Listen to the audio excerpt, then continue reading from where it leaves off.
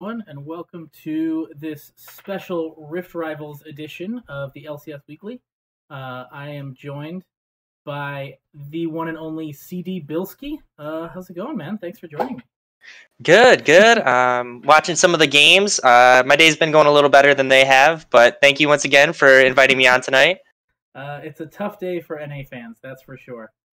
But yeah, it's still some good, exciting League of Legends.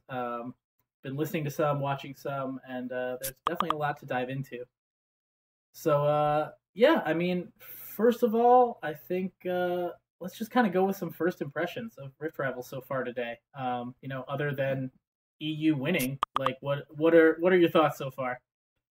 Well, I think coming into Rift Rivals, most people thought that there was going to be a little bit of a gap between the top European teams and the top North American teams, especially with the way that G2's been playing, Fnatic's been playing, and they've been pretty clean so far.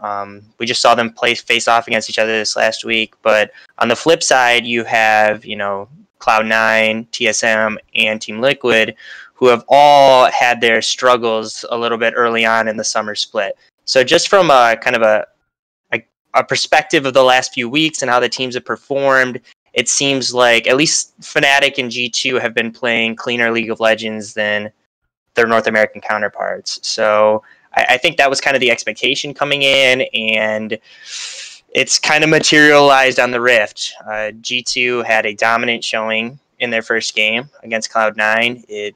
I think the game was only 20 or so minutes long, and even then they screwed around at the end, so it could have been even shorter. What was it, and nine kills on the support? Yeah, it was pretty bad, and it got to the point where Caps is flashing into the fountain to prolong the game, and then in the Team Liquid game, which was really kind of going to be I think a measure of where the two regions were, Fnatic being the undefeated team and Team Liquid being kind of the favored North American team. Team Liquid looked good in the beginning part of the game. Fnatic just dumped pressure bottom lane over and over and over again, but at the same time, Team Liquid was able to gain advantages for impact, and Team Liquid set themselves in a position to win that game until a major mistake in the mid-game kind of turned the game on its head. Yeah, they had every opportunity to win that game, and in very Team Liquid-like fashion, they blew it up in the mid-game with just a single mistake that gets snowballed on them. Yeah, unfortunately, not the first time we've seen that. Yeah, I mean, I think you kind of hit the nail on the head. The top teams of the LEC have just been looking, so much more dominant. G2 won MSI, best team in the world, only lost one game so far to Fnatic, another team that was sent here. Meanwhile, Team Liquid went 2-2 the first 2 weeks, and I think both the other teams have lost 3 games so far.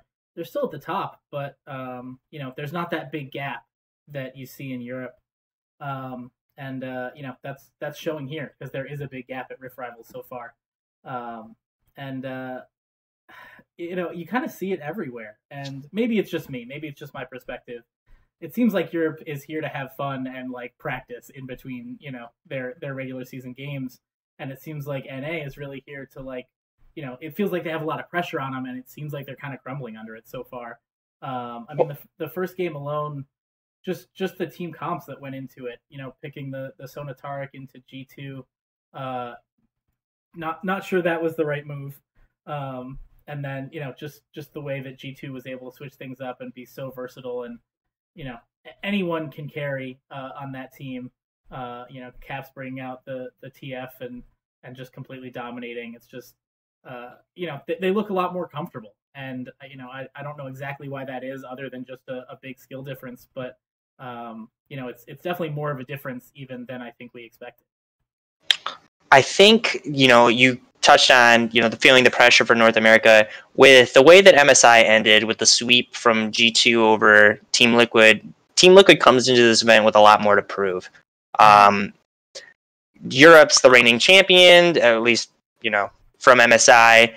They put on a dominant showing, and here's North America. Although in the past they performed pretty well, when it came to their European counterparts. Like Rift Rivals last year was a dominant showing the other way. Coming into this tournament, they're really on the back foot. So I think that this is seen as an opportunity to prove that, hey, you know, there really isn't that huge of a gap between the two regions. But so far, it looks like that might be correct. Yeah, I think that, you know, over the past, you know, year, 2 years even, you know, the entire West has gotten better. I think overall the worldwide gap is closing a little bit. And we've definitely seen that by how well the West has done in recent international tournaments. But I think that, you know, EU is growing and improving faster than NA. And so, you know, with Fnatic making it to the World Finals and then with G2 winning MSI, they're really competitors. It's not just like, oh, a fluke, they're doing well in this one best of 5 series, but it's still going to be Korea at the end. You know, the West is actually winning, and it's Europe that's actually, you know, winning or making it to the finals and showing that, you know, they're not falling behind anymore. And so while I think NA is improving, it's not that they're getting worse. They're just not improving at the rate that Europe has been improving, and they're playing a little bit of catch up. I think that the past couple of years, and the way that it's been a breakthrough for Europe, it's also been a breakthrough for North America. Well, maybe not quite to the level of reaching finals and such. North America as a region has long been, you know, the wild card region, or the region that, you know, can't make it out of groups. They're there, but they're overhyped. And I think now it's kind of turned into especially with the, and I think Team Liquid victory over Invictus, it's somebody you can't ignore anymore. While you might still be favored over them if you're a top Chinese or Korean or European squad, it's not a team that you can overlook. Cloud9 proved that when they swept Africa, and then, you know, now Team Liquid over Invictus Gaming. And I think you're only going to see more of that. It's not that I think North America is going to be favored anytime soon. You're going to come to this tournament. Team Liquid is going to be, you know, a 5 to 10 team probably if they continue on this path. As far as power rankings, where I would put them in the world, right? Mm-hmm. When they hit but at the same time, a 5 to 10 team is dangerous. They're a team that, if you slip up and make mistakes, can end your tournament run. So I think there's definitely been improvement. This Team Liquid squad, I think, is the best chance for international success, at least at the World Championships that we've seen over the past few years. And so I'm excited, even though, you know, this, regardless of how Rift Rivals plays out, there are still times to make corrections and improvements. And, you know, depending on how the world's meta falls, you know, it could be a year where Team Liquid goes to the semifinals or even the finals. Absolutely. I mean, they, you know, looking at the roster, they have an incredible team. And, you know, a little bit of that is why I was kind of so surprised at the gap we saw. And, you know, it's best of ones. It's the first day. It's not, you know, the most serious tournament of the year. So it's really hard to cast a large forecast based on Rift Rivals. You know, it's supposed to be a fun thing. There's other things going on. You know, the casters and the owners are all getting in on it, and it's a good time. But that being said, you know, they're still playing. You know, they're still playing to win. Nemesis had over 400 CS in that Fnatic game. You know, they're not just screwing around and like playing ARAM. They're still playing the games, and so it does speak a little bit to that. But yeah, I'm excited to see as the games go on, you know, whether things are different tomorrow, or whether it's just more of the same. But I think we might see a little bit more fire under NA. Might see a little bit better drafts. And to your previous point, just about, you know, the whole gap, you know, between the East and West and international tournaments and stuff. I got to interview Carlos, the owner of G2, and he was talking about the gap closing. It was right after the MSI win, and he was kind of saying how at the top, you know, the top teams for each division, the gap is definitely closing. However, the leagues overall and like the bottom teams from the different leagues, it's still a pretty big gap. You know, the bottom Korean team is going to kind of dance all over the bottom LCS team. And I think that when push comes to shove in these tournaments, the top teams, even if the skill gap is closer, the team that has faced stronger competition throughout the season and throughout the year they're going to be able to close out those games a little bit better. They're going to be able to adapt more to come back from maybe an early deficit, to adjust to some of these weirder comps or these newer things that they're seeing. They're just a little bit sharper when they get to these tournaments. And I think, more so than the individual skill, I think that's kind of where we're seeing this success from these better teams.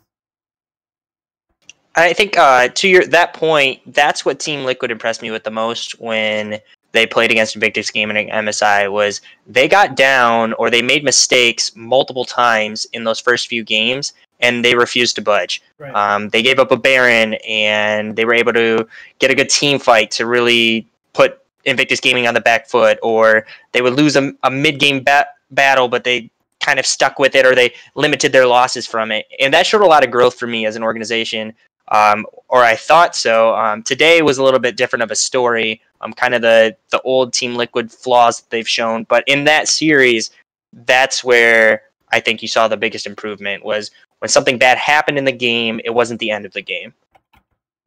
And that takes a lot of, a lot of practice and a lot of skill to come back and play from behind, when you don't have those power spikes hitting as early, but also a lot of mental fortitude, obviously. And I think that's where, this is, as a growing industry, there's a lot of young players. And I've talked before about this, but with esports, a lot more than traditional sports, you have people coming in who haven't been on as many teams before. People are going into Major League Baseball having played, T-ball and Little League and stuff since they could walk. Being on a team, being coached, working with other players, losing games, losing tournaments. And, with esports, you come in a lot later, and a lot of times you come in from solo queue. And, colleges are starting to have teams now. They're starting to be more local teams, but that's kind of just starting. A lot of people get to a lot later in their, career or their journey towards pro before they're really coached and before they're losing tournaments, and they have to work with teammates who might be tilting them. And so it's a fast adjustment to try and, it could be a gap of like a year or 2 years from playing in your own home, doing tournaments, climbing up the solo queue ladder, to being on the world stage. And that's something that you don't really see many places other than esports, and especially League of Legends. So I just, personally, it's really hard to imagine the mental fortitude that kind of huge warp, that adjustment, it really takes a toll on your mentals. So I'm really impressed when teams can do that. Like you said, that's a huge example with how they stood fast against IG. Well, and to your point, you look at Team Liquid as a roster, right? And they are a team that is more experienced. Mm-hmm. They have multiple veterans on the team. You have Impact and Jensen and Double Lift and Core JJ and even Nick Smithy, right? They all have a vast amount of international experience, at least out of the player pool in North America. So that is something that, it is important that you've been there, you've done that before, and they have the players that can say that. Yeah, I don't quote me, I don't have the stats, but they've got to be one of the most experienced teams, in LCS. I mean, each of those players have years. They have to have the most appearances out of all the LCS teams. I can't think of any other one that would come even close, really. So other teams have some older players, but they generally have some newer ones as well. Yeah, well, there's still more Rift Rivals to go. There's one more game tonight, and then there's games tomorrow. General predictions, are NA going to get any games? I can see Team Liquid at least taking one of their next two. I can see Cloud9 taking a game. But I'm predicting 3 wins for North America in this group stage, maybe 4. Yeah. The first few have been rough. But I definitely think Team Liquid could have won that game. They should. Let me rephrase it. They should have won that game. If they were playing the type of League of Legends that they expect themselves to play, they definitely should have been able to close that game out. So that's encouraging if you're a North American fan. I know it looks bad right now. It's 0-3, but Team Liquid can, if they can pull one out, then they should be okay. Yeah, I mean, and especially with the secondary format for the finals format. Right. Yeah, I mean, everybody's talking about G2, best team in the world, but Fnatic's right up there. They just beat G2, so the fact that Liquid kept it that close against them, there is a bit of a gap between G2, Fnatic, and then Origin. So I think when Liquid takes on Origin tomorrow, that I think that's their best shot. With how they performed today, like you said, Origin's a good team, no doubt, but they're not quite at the level of G2 and Fnatic, and so they have to face both Cloud9 and Liquid tomorrow. That could be a good chance for NA. And it's surprising, if you said this, right, at the end of the finals, you said, TSM is going to be the worst team at Rift Rivals. I don't think a lot of people would have come to that conclusion, especially in the way that they almost finish off Team Liquid to go to MSI. But to me, I think they are definitely the worst team at this tournament. Cloud9, while they've also had their struggles, they bring a versatility with their champion picks and their pool that I think can keep people off balanced. But TSM, especially over the last few weeks of the LCS, have struggled. They've made mistakes that you just don't expect from them.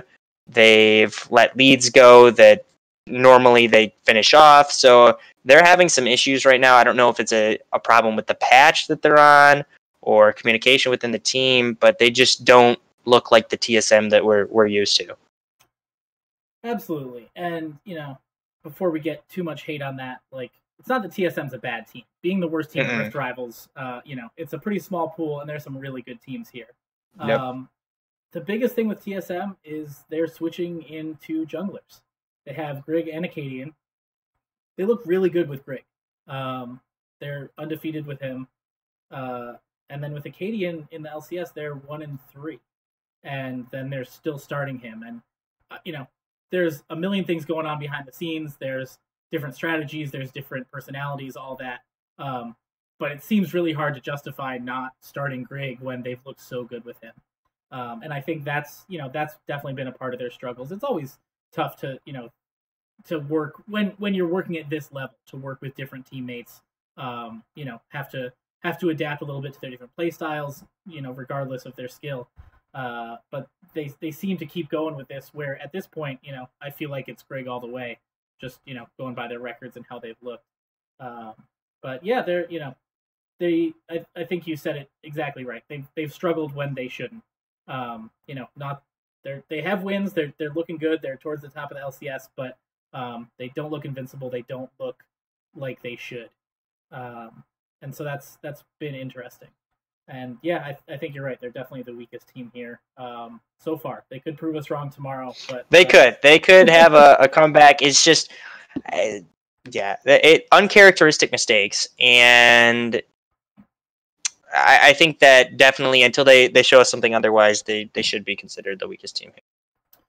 Yeah, definitely. All right, well, we talked about Rift Rivals. That's still going on. It's still going on tomorrow. Lots of good stuff happening, but would like to touch a little bit on the LCS as well. There's some interesting stuff going on there. A lot of the predictions, the preseason predictions went out the window so far. 100 Thieves is starting to win. FlyQuest is still losing. Optic is still winning. There's, they've kind of flipped some things from what we started at the beginning of the season. So, I mean, what do you think is the biggest surprise so far? There's a couple different teams that have surprised me. Here's my question for you, right? I think we both can agree that Team Liquid's probably the best team in the league. Mm-hmm. I think that's pretty standard. Now, where do you put 2 through 4, though, is the question for me. Because looking at, we have 4 teams that are tied with a 5-3 record, but how do you kind of sort them out? Who's your second best team? Who's your third best team, and so on? I mean, if you look at it as far as who's going to beat who, if we were going to put them, regardless of what's happened so far, who's going to come in head to head, I think Cloud9 is probably a solid second over. Man, it's a hard question though. I agree. For me, out of the 4 teams, Cloud9 is the one that I trust the most. Yeah. I think they have strong individual players on their team, coaching-wise, strategy-wise. I think their drafts and their coaching is a little bit above. Mm-hmm. So I think Cloud9 for me, it's not a huge gap, but I think that they would be the team that I would have second. And I think third is where the conversation gets really interesting, because you have, to me, three teams that all you could make legitimate arguments are the third best team there right now. Yeah, I think if you asked me before the season, if you said these are going to be all tied for second place, I think that I would have it TSM, CLG, Optic below Cloud9. But I don't know. I mean, CLG and Optic are both kind of exceeding expectations, which makes me want to rank them higher because, TSM has the roster, they have the experience, they have, as an org, they should be doing better than Optic at this point. And with how CLG's been doing in recent seasons, you'd think they'd be above them too. So the fact that, like I said, Optic is still doing well. They had the strongest start with arguably the easiest early schedule. Right. But they're still playing well. They got through that early patch where they went 4-0. They fumbled a little bit, but they're still going. And it doesn't look just like luck. They're not at Team Liquid's level. They're not at Cloud9 level, I don't think. But they're playing really good League of Legends, and I think that they're getting stuff figured out. And I'm excited. I like the team. I was kind of disappointed I had to rank them pretty low at the beginning of the season, and I'm glad they're proving me wrong. On the flip side of that coin is FlyQuest. Everybody ranked them at least top 4 or 5. They were kind of right there below TSM and Cloud9 in preseason rankings, and they're 1-7 right now. The worst team, and that's to me that's very surprising. I agree. I think that FlyQuest, most people were talking about them as that kind of fourth team out there, that dark horse that, especially with the way that they ended the spring split, right? They won a series, they moved on to get smashed by Team Liquid, but then, I mean, they were the ones that are like, who's going to make this next step up, right? We've got our Team Liquid, TSM, Cloud9. Who's number 4? Who's sitting out there? And everybody pointed to FlyQuest, and deservedly so. I mean, they have a roster that's filled with names that people know. Mm-hmm. You got Pobelter in the mid lane, Wild Turtle. Santorin had come off one of the best splits of his career. I considered him really the comeback player of the split. He was kind of left on the trash heap for a while. He got scooped up in a move that a lot of people were questioning, to say the least. Mm-hmm. And then he comes out and he's one of the best players, arguably a top 3 jungler in the spring split. So, looking at their roster though, I'm shocked, to say the least, right? I would not have thought, if you told me that FlyQuest would be 1-7, 4 weeks into it, I would have put that at like a 2% chance of happening. I just didn't see that being a possibility. Now, there are other teams out there like Echo Fox. I look at Echo Fox's roster and I'm like, I don't see how this gets better. Yeah. That doesn't surprise me at all. But FlyQuest is really been right. It's really it's just with Echo Fox, right? You look at their lanes and you're like, which of these lanes is going to be better than other teams, right? Mm. Like the top lane, not impressive. Lorlo's always kind of been a C-list top laner, as much as I like Lorlo and I believed in Lorlo. Right. And then you've got in the mid lane, Phoenix also, has had flashes where he's looked really good, and then at the same time, he just disappears in a lot of games. Yeah. And then Apollo and Hakuo, right? And Apollo and Hakuo, while they're a decent bot lane, it's not something where you say this is how we're going to win the game, right? We're gonna pump resources into Apollo and Hakuo, and that's going to be our objective to victory. And then Rush. I was never really sold on the Rush signing. I know a lot of people were excited. He's got a huge fan base, but I don't think he's that star player that he used to be. And that's kind of been seen with the fact that they sub in Panda from time to time. Panda got absolutely obliterated by Meteos in their match. They still lost, but Meteos had a huge lead on Panda in that match. So Echo Fox, not surprising to see at the bottom, but FlyQuest very much so. Yeah, I definitely agree. And I mean, I like Echo Fox as an org, but again, yeah, not really surprised at this point. I think one of the most surprising things, I don't know if that's fair to say. Maybe not that surprising. But for FlyQuest, uh, their mid lane, Pobelter, is really having a bad split. Um, you know, people can kind of go back and forth on Wild Turtle. I know a lot of people like him, a lot of people don't. He's been doing okay. He's been doing fine. You know, Pobelter is going he's going 0-2 into 100 Thieves when they lost to 100 Thieves. He's going 0-4 into Clutch Gaming. He's going, I think it was like 1-7. Yeah, 1-7 into CLG. Like he's just repeatedly, not being the Pobelter that they need. And he has the experience. You need to, even if you're not going to carry the game, you need to not go 1-7. Right. And and there's nowhere else that's making up for that either. Other lanes might be holding their own in some games, but they're not making up for that deficit. And so, it seems like that might be where they need to look to shake things up. I mean, Viper had a great last split, and it's a team game. It's such a complex thing as far as within the game, how the team plays, momentum, and things like that. That any one piece can kind of drag down the rest of the team. And so who knows? And I think, I have to commend 100 Thieves so much for everything they've been doing this season. They've been shuffling people all over the place. They've been trying out, different starting lineups, just sending people to the academy team, bringing people up, and now they're winning games. They're not at the top, but they're better than they were. And, that has really been like the most work that I've seen put in as far as like trying to figure out how to make the puzzle pieces fit. And FlyQuest, they need to start doing that sooner rather than later, or they're just going to stay there with one win. 100 Thieves is an interesting case because it's one of those rosters where you look at it and it's easily one of the most talented rosters in the league, right? You have star power across the board, from Someday to Bang to almost at every position. You have somebody who was a star or is a star player, but they just can't seem to put it together, right? It's like individually these players have shined, but as a whole, it just doesn't work.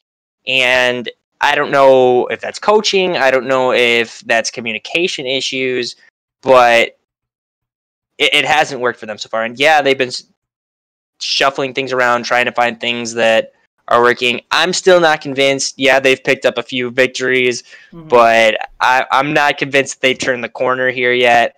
I still think they're going to kind of hover around. I can see them going 500 for the rest of the season. I don't really see them making that big of an impact or catching up towards the top of the league and challenging those contender teams. Absolutely. And I think that that's absolutely fair. They're not going to jump to probably even a playoff spot, but they went 106 days without a win. And so any bit of improvement, whatever it takes, is not just one win. They're no longer the bottom, and the fact that they're doing what it takes. I see so many teams that, and I'm not trying to put anybody down because I know they're all working hard and they're doing different stuff in scrims, but just as far as the lineups go, the stuff that we can see, you see teams sitting at the bottom and just doing the same thing over and over. They draft the same things, they have the same starting lineup, and they get the same results. And 100 Thieves, if nothing else, has been shaking things up, and they've gotten a couple good results from it. So, whether that continues, whether they found, whether Fake God in the top lane, can take the pressure off Ryu in the mid lane, and that can allow Bang to like scale, whatever it is, it's starting to work, and they're actually winning some games. And so that makes it interesting. What's crazy to me, and I actually wrote an article about this right before this past weekend, maybe it was weekend or 2 weekends ago, that was completely the opposite direction that I thought they were going to go in. I thought it was the best course of action was really to step back and get back to Someday being your carry. Because more often than not, they were not focusing on getting him resources. They were leaving him in poor matchups where he was, he's staying even or losing just because that's the way they drafted it for him. So to replace him with Fake God and bring in Ryu, who I understand why they have to do it, but I'm like, at that, Ryu has just never impressed me. I mean, at a time, you could have considered him the second best mid laner, a top 5 player in the world, but he hasn't been that since he got to North America. Right. And even in the matches that they've won, he's been outclassed. So they're winning, but it's not, for me, been in a convincing way. Yeah, and I mean, I absolutely agree. If you asked me how to improve this team a couple weeks ago, this is not what I would have picked. And yeah, I don't think it's going to carry him at the top, but it's at the same level kind of roster shakeup as Cloud9 had last year, where like it happens and everyone's like, that sounds like a terrible idea, but it worked. And this, is not having the same results as Cloud9, going to the international stage with that new roster, but at the very least, it kind of got them out of their funk. Right. And it will allow, I mean, for a while there, when you're in the midst of that long losing streak, it seems like nothing's going to break you out of it. Maybe win one game and you're just still in that funk, maybe like change what, like, I feel like they've done enough to kind of shake that off. So now they still kind of have to start fresh. They haven't figured everything out. They're not magically at the top, but at least they have the opportunity to kind of shake that off and like move forward as a team. Which, I mean, I like the team. I like a lot of the players. It was really sad to see them, go for so long without any success. So I'm excited for that, if nothing else, like just to get them off the bottom. So, I know the LCS Countdown does kind of that stock market thing where they buy stocks and sell stocks as a, who are you buying stock in and who are you selling stock for? Let's see. I think. Sorry to spring this on you. Yeah, no. I want to give you a good answer. Because there's a lot that goes into it. Because it's not just who's doing well; it's who's doing well for their price. I think right now, Golden Guardians have been hyped for a while, and they're kind of dropping. So if they're still costing a lot, sell on the Golden Guardians, huh? I would sell on Golden Guardians. I would probably buy on CLG. I think that when people think of the top teams, they're not in there in people's minds right now. But they're sitting at 5-3, tied with those other teams. They've been looking a lot better than expected. So I think I would definitely buy some CLG. CLG was the one I was going to go for too. Yeah. Just because I think out of looking at the teams as they currently stand, right? And when I look at them and I'm like, who has the potential to become elite that I don't consider elite currently? CLG is the one for me. Between Ruin and Power of Evil and Wiggly, like I think there's still a lot of room for growth. Mm-hmm.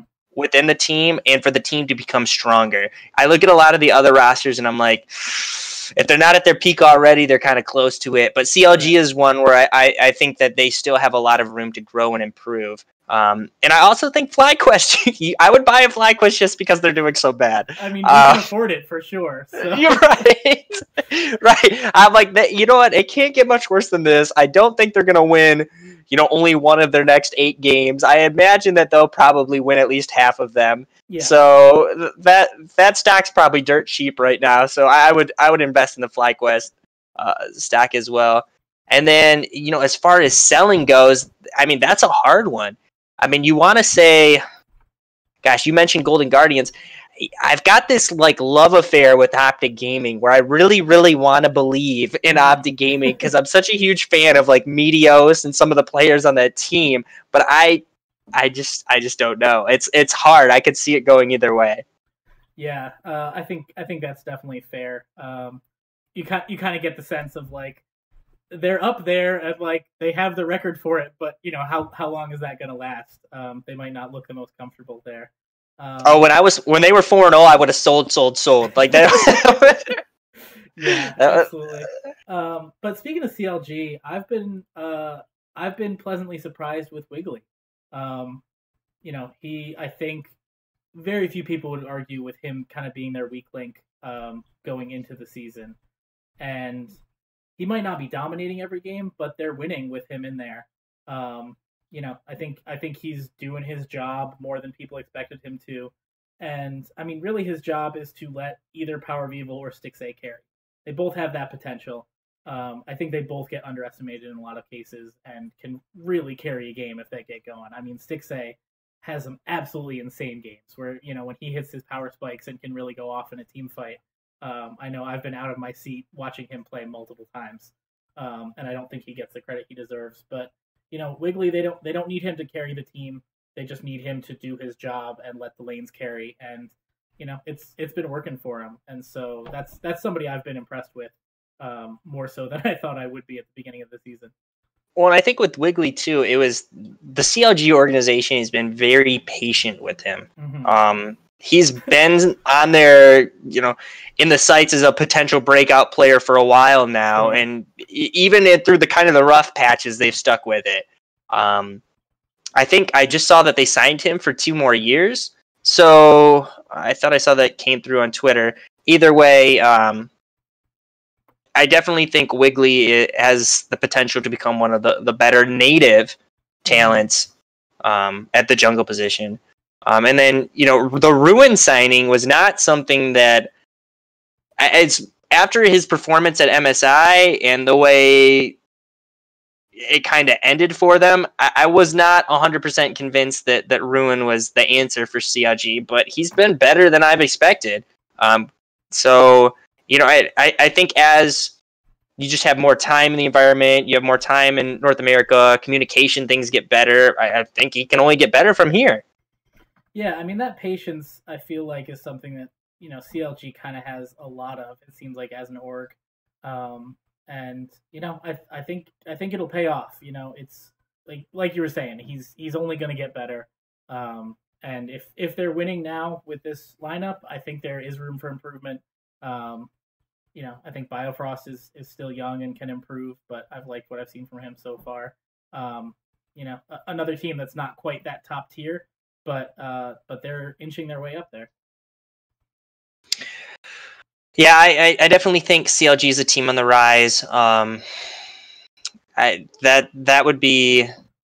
That's the one team that I have my eyes on the most right now is what can CLG do. And I mean, as like a smaller, buying option, if we're sticking with the stack thing, I think Team Liquid's only going to get better too. I really think that they are the best team in North America. I think some of their early struggles were due to the fact that, they were coming off of MSI, the travel, the time to work with the meta, things like that. But I fully expect, we'll say this, I fully expect that at the end of the year, they'll be claiming their 4th straight title. Like I just, with the roster that they have, the veteran players, the talent that they have at almost every position, I just think that they are the best team. Yeah, I can't argue with you there, and I don't think it's that they're perfect. Obviously, Rift Rivals has kind of proved that. Right. I think when it comes down to it, if you look at the rest of the league, who's going to come out on top of them, I can't confidently say, even with like 50%. Especially over a best of 5, right? Like, yeah. Who do you? Yeah, I mean, I've spoken before about Double Lift and, for so long with no success on the international stage, just having that like chip on his shoulder. Now that he's had that success and has like a little bit more confidence, which, a lot of people would argue that's not exactly what he needs is more confidence. But right. You're kind of seeing that. You're kind of seeing that, for a long time he's been one of the best in the region, and now he's kind of proved that he's one of the best in the world, and that's kind of showing and that's coming through. And yeah, there was a little bit of lag after MSI, and I think we have to remember that NA has one less week, in between MSI and the season starting back up again, and they have farther to travel. So I think the fact that they stumbled in the beginning is more understandable, and why G2 didn't, because they were also at MSI, but they had a little bit longer in between, and so yeah, it might take a little bit more to ramp up, but I think they will be getting number 4 here. I don't see anybody taking it from them. All right, I think I think we've covered most of the LCS. Do you have anything else LCS focused to cover? No, it's kind of be a down week with Rift Rivals. So I think a lot of the LCS teams are just kind of watching, figuring out. There's already been some key differences and some interesting draft decisions. We'll see what the NA teams can take from Rift Rivals, and when they come back, if teams have adopted any of these strategies or any of these picks. Mm-hmm. All right. Well, I think that brings us to Teamfight Tactics. For those of you who don't know, that is a game mode in the auto chess genre that has recently been put out on the client. The lucky few have gotten to play it. There have been huge server issues resulting in, I think on the PvE it was day-long wait times, and then it was hour-long wait times, and I think from what I hear, it's a lot better today. But I think it's interesting for a lot of reasons. It's in the same client. Technically it's a game mode, but I think in most people's minds it's a new game from Riot, which is not something that we've seen other than the board game that they put out. Kind of jumping right into this new genre. It's only been around for a couple months, and they were already jumping into it. So I think that's something that's really interesting. And a month ago I would not have expected. Yeah, I was excited when Teamfight Tactics got announced. You saw kind of a reorganization at Riot by moving some of the people who headed their esports division into different positions, one of them being new product development. And I thought that was curious at the time because, they've talked about putting out a new product for a while now, but we haven't seen anything, right? And to me, this really came out of nowhere in that fact that, we didn't get any leaks or we didn't get any teasers about our new mode was coming. And then all of a sudden, here we are. We're getting this new mode called Teamfight Tactics. And by the way, it's going to be here in a few weeks. So check it out on PBE while you can. But I think it was smart for them, really, developing, continuing to extend your portfolio. Auto chess obviously was extremely popular. Mm-hmm. And it's an easy transition for them. You've already got the characters. You've got the client, so why not? I'm personally very excited to start playing it, to get more experience with it. I think it's going to be a hugely popular. I think it already is, but I expect this to be a very large success for Riot, and I think that they have the resources and the player base to kind of dominate this auto chess space. Yeah, I think it's really good. I like a little bit of the variety in game intensity. We were talking a little bit before the show, but to play a game of League, even if you're just goofing around, you still got to pay attention the whole time. You can't be doing other stuff and play you're just going to lose every game, which I've been guilty of. I've tried to multitask playing League. It's not a good idea. If you want to be competitive and be one of the top auto chess players, you're going to need to focus just like anything. Anything that you want to be the best at, it's going to take all your focus. But I think it is a game where you can play more casually. You can play while kind of joking with friends. You don't really have to talk about, team fights or focus or where the enemy jungler is. You can play and still play, play to win, but in a little more relaxed setting. And I think that's great. For somebody who, if given the option, would play League all the time. It's nice to have something still from Riot, still in this realm that can kind of let you cool down a little bit. Maybe it's something you play in between ranked games if you need to reset. To kind of keep you in the Riot and League mindset, but out of Summoner's Rift. And so there's that, and it's also going to reach a whole new section of people that don't like the intensity of League or don't like the whatever it might be, whatever you don't like about League. This is different enough where unless the thing you don't like is the characters that they carried over to auto chess, there's a big chance that you're going to like at least one of these two games. So I think they've very wisely broadened up enough where you might be bringing in a whole bunch of new players, more so than you would have seen just from League. Well, and I think for people for a while, you look at these different genres or titles that come and they're they're popular, and you're like, how can I incorporate League of Legends into this? And then the first one that came to mind was, BR, Battle Royale, and you're like, well, how can I use League of Legends characters in a Battle Royale game or an MMORPG where I'm running around as whoever it may be through Valorant, or I'm in Demacia, whatever, right? Like this is but I think out of all of the modes that they could have chosen, this has got to be one of the easiest and least risky modes. Like you're not developing these huge maps, right? You're not doing any of that. You have a chessboard with characters that you've already created, and so it becomes kind of a, how do we set up the gameplay and how do we balance this, right? So I think in a lot of ways it's a very easy transition for Riot Games to make, and it makes a lot of sense. Yeah, I mean, diversifying, as long as it doesn't sap all your resources, and that can be argued with the servers so far. But it's helpful. It's helpful for the longevity of the company. I mean, Blizzard has done an incredible job with that, with the diversity of games that they have.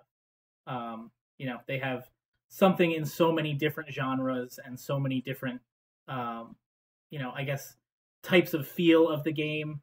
You go from some really intense games to stuff like Hearthstone, and I think that a little bit more diversity, you're going to get more people in. You're going to refresh interest in the company, and therefore the other games, from people who might be a little burned out from League.